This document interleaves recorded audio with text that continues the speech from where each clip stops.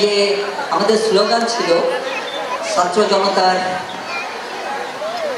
যে কি বলবো আমাদের বৈষম্য বিরোধী যে আন্দোলন তার স্লোগান ছিল ছাত্র জনতার মহাবিপ্লব।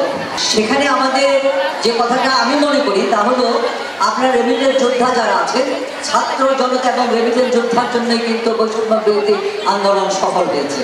কারণ আপনারা যারা বৈদেশে আছেন, আপনারা যারা প্রবাসে আছেন এবং আপনারা একটা স্লোগান দিয়েছিলেন যে ছাত্রদের যদি দাবি মানা না হয় তাহলে একটি টাকাও আমরা বাংলাদেশে পাঠাবো না, একটি ফরেন রেমিটেন্স পাঠাবো না। বিধায় তৎকালীন সরকার বাধ্য হয়েছে মাথানত করার জন্য আপনাদের জন্য। আপনাদের সম্মান করি। শুধু একটি কথা বলতে চাই যে আপনারা সাকিবের মতো আপনারা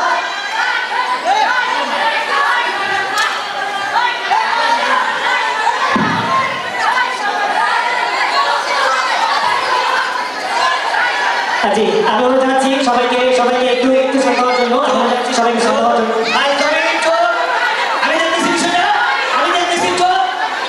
আচ্ছা ভাই, এর পরবর্তীতে আমরা সবাই ধৈর্যের সাথে নিজের চেয়ার বুঝে নেই।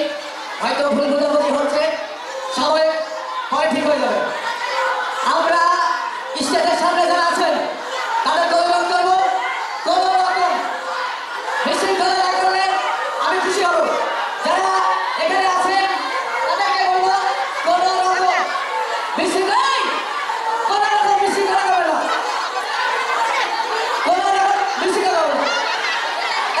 আলী ভাই সাহেব সাহেব সাহেব সাহেব সাহেব